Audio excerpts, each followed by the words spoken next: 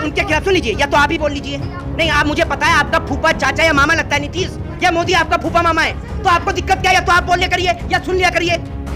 नहीं, आप ही बोल लीजिए ना। आप ये बोलिए माइक लेके कि मोदी अब नीतीश इनका फूफा है पत्रकार का। मुझे पता है आपको बहुत दर्द, बहुत तकलीफ होती है, कोई मोदी के खिलाफ बोलता है, मुझे पता है, लेकिन उस दर्द को आप साइड में रख के आया करिए। और आपके जो जितने भी, इस देश की स्थिति इतनी खराब है कि इस देश के अंदर ना शिक्षित लोग तो आपको मिलेंगे नहीं। शिक्षा के मामले में तो ये देश बहुत पीछे है, लेकिन अंधभक्ति के मामले में इन जैसे लोगों ने वर्ल्ड चैंपियनशिप हासिल कर रखी है। भैया नीतीश कुमार जी के राज में अभी पुल गिरा 2 दिन पहले, आपने देखा होगा। देखा आपने? तो आपने उस पर तो सवाल नहीं किया। क्यों करेंगे आप सवाल? मैं पहले आपसे कहता, मैं ऐसे ही नहीं कहता कि इनकी रिश्तेदारी है मोदी से या नीतीश से, उसका प्रूफ भी आपको दिखा रहा हूँ। इन्होंने एक बार भी नहीं पूछा कि मोदी के कितने कार्यकर्ता हैं और मोदी कब उठता है, कब सोता है, कब जागता है और क्या क्या करता है, ये इनको सब पता है। लेकिन इस देश के खातिर शहीद होने वाले एक भी जवान, एक भी फौजी का नाम इन जैसे या आप जैसे, या मैं भी क्यों ना हूं, मैं पढ़ के आया हूं घर से इसलिए मुझे पता है, लेकिन मैं भी क्यों ना हूं, हम लोग नहीं जानते। मोहित शर्मा, क्या लगता है जिस तरीके से आप कभी नीतीश कुमार मोदी जी के पैर छूते नजर आते हैं तो कभी हाथ पकड़ते हुए? देखिए, एक बात मैं आपको बता देता हूँ, नीतीश कुमार जो हैं, कल तक जो नीतीश कुमार हर एक पार्टी में चले जाते थे, आज वो नीतीश कुमार एक ही जगह आकर सीमित हो गए हैं। मैंने भारत देश की राजनीति में बहुत सारे लोगों का, बहुत सारे राजनेताओं का करियर बर्बाद होते देखा है। किसी का MMS वायरल हो जाता है, किसी की महिला के साथ वीडियो वायरल हो जाती है, तो किसी की जबरन वीडियो बनवा ली जाती है। मैं यहाँ किसी राजनेता का नाम नहीं ले रहा, लेकिन मैं इस सवाल का जवाब देश की जनता से जानना चाहता हूँ कि मैं किस राजनेता की बात कर रहा हूँ। आज जो नीतीश कुमार एक जगह आकर स्टैंड हो गए हैं, कल तक वो हर जगह घूमते रहते थे। भैया, तो मैं ये पूछ रहा हूं कि ये जो राजनेता एक जगह आकर सीमित हो गए हैं, जी मैं ये पूछ रहा हूं, नहीं मैं ये पूछ रहा हूं कि आज देश में जो राजनीति है वो डर की और दबाव की है। तो क्या जो राजनेता आज एक जगह स्टैंड है, जो हर जगह भागने का काम करते थे, जिन्होंने सारी पार्टियां चेक कर ली, आज एक जगह आकर रुक गए, तो डर से रुक गए, दबाव से रुक गए। पार्टी अच्छी लगी होगी। अगर अच्छी लगी तो पहले भागे क्यों से छोड़कर? अगर अच्छी लगी तो पहले भागे क्यों से छोड़कर? फिर उसके साथ दोबारा आने का मकसद क्या है? तो डर से, दबाव से, या उनके खिलाफ सुन लीजिए, या तो आप ही बोल लीजिए। नहीं, आप, मुझे पता है आपका फूफा चाचा या मामा लगता है नीतीश, या मोदी आपका फूफा मामा है, तो आपको दिक्कत क्या है? या तो आप बोल लिया करिए या सुन लिया करिए। नहीं, आप बोले। नहीं, आप ही बोल लीजिए ना। आप ये बोलिए माइक लेके कि मोदी अब नीतीश इनका फूफा है पत्रकार का, तो आपको दिक्कत क्या है? नहीं, मेरे को एक बात आप मुझे बताइए, इस देश में राहुल गांधी के ऊपर टिप्पणी होती है तब इनकी अलग से आवाज नहीं निकलती, केजरीवाल के ऊपर टिप्पणी होती है तब इनकी अलग से आवाज नहीं निकलती, ओवैसी साहब के ऊपर टिप्पणी होती है तब इनके मुंह से आवाज नहीं निकलती, मायावती के ऊपर हो तब आवाज नहीं निकलती, अखिलेश यादव के ऊपर तो आवाज नहीं निकलती। मोदी से क्या रिश्तेदारी है आपकी? घर चलता है क्या आपका? अरे घर, बात ही नहीं है पर्सनल की। मैं आपसे पूछ रहा हूँ, जब बात जिस मुद्दे पे हो रही है तो आप बोलने नहीं देंगी। जब आपको ही बोलना है तो आप ही बोल लीजिए। मुझे पता है आपको बहुत दर्द, बहुत तकलीफ होती है, कोई मोदी के खिलाफ बोलता है, मुझे पता है, लेकिन उस दर्द को आप साइड में रख के आया करिए। और आपके जो जितने भी, इस देश की स्थिति इतनी खराब है कि इस देश के अंदर ना शिक्षित लोग तो आपको मिलेंगे नहीं। शिक्षा के मामले में तो ये देश बहुत पीछे है, लेकिन अंधभक्ति के मामले में इन जैसे लोगों ने वर्ल्ड चैंपियनशिप हासिल कर रखी है। तो पर्सनल जा रहे हैं। मेरी बात सुन लीजिए, हैं 3 बार चुने गए हैं। 3 बार चुन के नहीं, चूना लगा के आए हैं 3 बार, समझ रहे हैं आप? ये समझ लीजिए आप। दूसरी बात ये कि मैं पूछना चाहता हूं कि भैया, इन राजनेताओं को डर से, दबाव से, या षड्यंत्र से, या इनकी कोई वीडियो है या कोई सीढ़ियां बनी हुई है, इनका क्या है जो ये एक जगह ही आकर टिक गए? दूसरी बात ये, भैया नीतीश कुमार जी के राज में अभी पुल गिरा 2 दिन पहले, आपने देखा होगा। हाँ, देखा आपने? तो आपने उस पर तो सवाल नहीं किया। क्यों करेंगे आप सवाल? मैं पहले आपसे कहता, मैं ऐसे ही नहीं कहता कि इनकी रिश्तेदारी है मोदी से या नीतीश से, उसका प्रूफ भी आपको दिखा रहा हूं। इन्होंने एक बार भी नहीं पूछा। दूसरी बात ये, आज की बिहार की घटना है कि आज बिहार के अस्पताल में एक व्यक्ति को स्ट्रेचर नहीं मिला, उसको कुर्सी के ऊपर लेकर गया है या नहीं है? है, लेकिन इन्होंने उस पर भी सवाल नहीं किया, क्योंकि नीतीश और मोदी से इनका कोई पर्सनल रिलेशन है, या इनके चाचा या मामा। कह रही है ऐसी घटना होती रहती है। ऊपर वाले ना करे, सुन लीजिए, ऊपर वाले ना, अरे चुप हो जाओ, ऊपर वाला ना करे, ऊपर वाला ना करे कर को, अगर आपके परिवार के किसी सदस्य के साथ ऐसा हो, क्यों जा रहे हैं आप? मैं ये कह रहा हूं कि पर्सनल क्यों ना जाएं। जब आपको पता चलेगा कि आपके परिवार के किसी सदस्य को जब नहीं मिलेगी ना, सुन लीजिए मेरी बात, जब उसे व्हील चेयर नहीं मिलेगी तब आपको पता चलेगी। जी, जवाब नहीं है तो पर्सनल जा। ओहो, सवाल तो इन्होंने मेरे से ये पूछ लिया ना कि डेनमार्क की राजधानी क्या है, जो मेरे को पता नहीं है। नीतीश कुमार लगातार मोदी जी की तारीफ करे। आज ही नालंदा यूनिवर्सिटी में उन्होंने कहा है कि मोदी जी का राज राजगिरी का राज है। भैया, राजगिरी का राज नहीं है, ठगगिरी का राज है। ये ठगने का राज है। मैं आपको बता दूं, जिस तरीके से नरेंद्र मोदी सरकार ने देश की जनता को ठगने का काम किया है, और जिस तरीके से ठग रही है, ये पूरा देश देख रहा है। ये ठगने वाले लोग हैं जो देश को ठगने का काम कर रहे हैं। जी, अभी एक स्टेटमेंट बिहार के ही नेता का एक आया, जिसमें वो कह रहे हैं कि मैं मुसलमानों का, यादवों को काम नहीं करूंगा।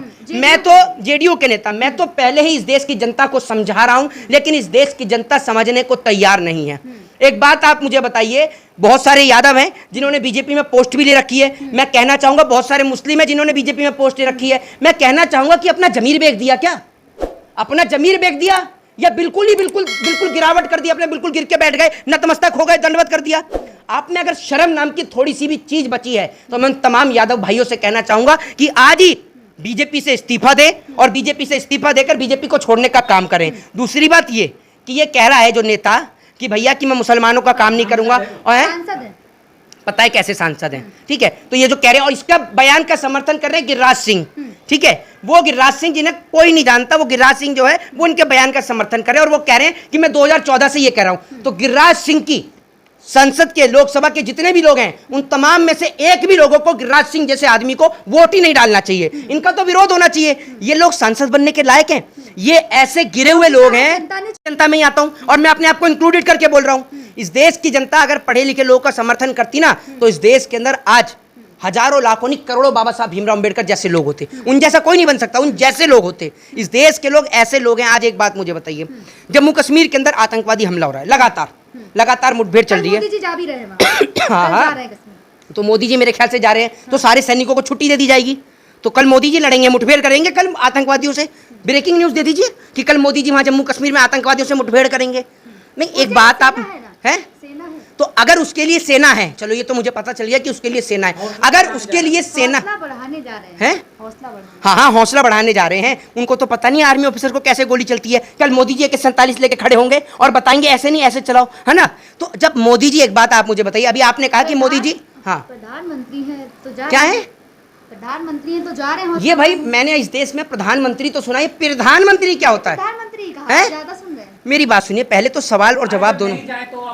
आप पीछे कैमरामैन पीछे पहले गुटका ही चबा लीजिए, सवाल ही कर लीजिए जी। मोदी जी जा रहे हैं तो दिक्कत, ना जाए तो दिक्कत। तो मैं आपसे ये कह रहा हूँ, मेरी बात तो सुन लीजिए। मैं ये कह रहा हूँ कि जब मोदी जी जा रहे हैं तो आपको पता है मोदी जी तो युद्ध नहीं करेंगे। तो ये देश के अंदर जो कुछ सड़क छाप जो मीडिया चैनल के लोग हैं और जो कुछ सड़क छाप अंधभक्त हैं, ये क्यों कहते हैं कि मोदी जी का 56 इंच का सीना है? 56 इंच का सीना इस देश के जवान का है जो होली पे, दिवाली पर, ईद पर अपने घर नहीं आता लेकिन इस देश के सरहदों की हिफाजत करता है। उसका सीना 56 इंच का है। आज अटल बिहारी वाजपेयी के नाम पर, मोदी के नाम पर, इन तमाम लोगों के नाम पर आपको तमाम चीजें दिख जाएंगी, चाहे उसमें तमाम लोग हों। मैं सबकी बात करके कहता हूं, लेकिन इस देश के अंदर कितनी रोड हैं आप मुझे बता दीजिए जो इस देश के जो जवान शहीद हुए उनके नाम पर हो। अच्छा मुझे ये बताइए, बीजेपी के 5 नेताओं का नाम बताइए, बताइए, फिर मैं आपको जवाब दूंगा। दीजिए 5 नेताओं का नाम है तो बताइए। योगी आदित्यनाथ हाँ, और भी हैं, बताइए। शिवराज सिंह चौहान और बताइए, 2 हो गए। मोदी जी खुद 3 हो गए। और बताइए। अमित शाह है। और बताइए। 4 हो गए। 5 हो गए, ठीक है। और एक देखो 5 पूछे थे, 6 बता दिए। साल 2014 से या 1947 आपको दिया और साल 2024 तक इस देश के लिए शहीद होने वाले मात्र 2 फौजियों का नाम बता दीजिए। है आपको पता? अरे मैं तो बता ही दूंगा, मैं कह रहा हूं आपको पता है? नहीं पता। ये इस देश का दुर्भाग्य है कि मोदी के कितने कार्यकर्ता हैं और मोदी कब उठता है, कब सोता है, कब जागता है और क्या क्या करता है, ये इनको सब पता है। लेकिन इस देश के खातिर शहीद होने वाले एक भी जवान, एक भी फौजी का नाम इन जैसे या आप जैसे, या मैं भी क्यों ना हूं, मैं पढ़ के आया हूं घर से इसलिए मुझे पता है, लेकिन मैं भी क्यों ना हूं, हम लोग नहीं जानते। तो कि हमने इस देश के फौजी के लिए, यानी इस देश के जवान के लिए और इस देश के किसान के लिए, इनसे पूछ लूंगा ना, इस देश में लाखों किसान आत्महत्या करता है, लेकिन 2 किसान का नाम पूछ लूंगा तो ये भी नहीं बता पाएंगी और देखने वाले आप लोग भी नहीं बता पाएंगे, क्योंकि इस देश की मीडिया सिर्फ हिंदू मुसलमान से फुर्सत मिले तो इस देश के किसान, जवान और नौजवान की चर्चा हो। न जाने कितना नौजवान इस रिजल्ट के डर से आत्महत्या कर लेता है, लेकिन पता ये चलता है कि ये तो पेपर लीक हो गया। पेपर के रिजल्ट के बाद कितना नौजवान आत्महत्या करता है इस देश में। आप देखते हैं जब रिजल्ट आते हैं तो हर नौजवान की खबर आती है कि इतने नौजवानों ने आत्महत्या करी, इतने नौजवानों ने सुसाइड कर लिया। उन नौजवानों की कोई गलती नहीं है, उन नौजवानों में प्रतिभा है, योग्यता है, लेकिन उस योग्यता और उस प्रतिभा को बेचा जा रहा है पैसे के दम पर, पेपर लीक के मामले को लेकर। क्या सरकार बदलेगी? मैं आपसे ये कह रहा हूं, सरकार बदले या ना बदले, हालात इस देश के बदलेंगे। मैं आपसे ये पूछता हूं, हमारी कोशिश है इस देश की हालात बदले, और हालात जब सुधरेंगे जब इस देश पे एक मनमोहन सिंह जैसा पढ़ा लिखा व्यक्ति, जो देश का इकोनॉमिक्स था, उस जैसा व्यक्ति प्रधानमंत्री बनेगा, तब इस देश के हालात में सुधारी आएगी। हालात में सुधारी ऐसी नहीं आएगी कि उसने मुझे गाली दी, भाइयों बहनों मित्रों वो मुझे गाली देते हैं और इतने किलो गालियां देते हैं, और ये राशन में जैसे गाली खाता है तो मशरूम कौन खा रहा है अगर ये गालियां ही खा रहे हैं मोदी जी? इतनी भाषा लोग नहीं जानते जितनी भाषा में इस आदमी को गाली मिलती है। मैं आपको बता दूं, कांग्रेस के नेता ये कह रहे हैं हम जब चाहे तब सरकार गिरा दें। कांग्रेस क्या पूरे देश कह रही है? पता नहीं आपको। दूसरी बात ये कि ये एक बात बता दूं, इन्होंने हर किसी को डरा और धमका के अपने वश में कर रखा है। नीतीश कुमार क्यों डरेंगे? नीतीश कुमार की भी क्या पता कोई वीडियो रिकॉर्डिंग हो, हाँ। कोई बड़ी बात नहीं है। कोई घोटाला हो नीतीश कुमार का, कोई बड़ी बात नहीं है। हैं? मैं आपसे कह रहा हूँ, आपको पता है आप नायडू के, ना तो मैं नायडू का पीए हूँ ना मैं नीतीश का पीए हूँ, लेकिन मैंने इस देश के बहुत सारे राजनेताओं की वीडियो को निकलते हुए देखा है। हार्दिक पटेल की वीडियो कैसेट आप सबके सामने आई थी, आप सबने देखा। दूसरी बात यह कि इस देश के लोगों को समझाना चाहता हूँ कि जिस तरीके का स्टेटमेंट आज जेडीयू के नेता ने दिया और कहा कि मैं मुस्लिमों का और यादवों का काम नहीं करूंगा, आप लोगों को शर्म आनी चाहिए और आज जागना चाहिए कि ये लोग आज भी जातिवाद के नाम पर उलझे पड़े हैं। आप चले जाइए, आज कितनी कंट्रियां डेवलप कर रही हैं भैया, वहां सारे संसाधन उपयोग में हैं, सब चीजें हैं, लेकिन हमारे यहाँ पर आज भी इतनी बुरी स्थिति है कि विश्व गुरु बन रहा है, उसकी बात करें। ये देखिए, तो एक काम करिए, 2-4 दिन पानी मत पीजिए, आप भी बन जाइए विश्वगुरु। आपको कोई मना कर रहा है? इनके घर में खाने को राशन भी है भरपेट, इनके पास में जुगाली करने के लिए लंबी जबान भी है, इतनी लंबी जबान है इनकी जो कतर कतर करती रहती है, और पेट भर पीने को पानी भी है। इसलिए गरीब की समस्या, नौजवान की समस्या, जवान की समस्या और किसान की समस्या से ये कभी आपको रूबरू नहीं करा सकते। इसलिए आप लोगों से निवेदन है कि संभल कर रहे और अपने दिमाग का प्रयोग करें, ना कि अंधभक्ति वाले पत्रकारों का। जय हिंद, जय भारत, वंदे मातरम।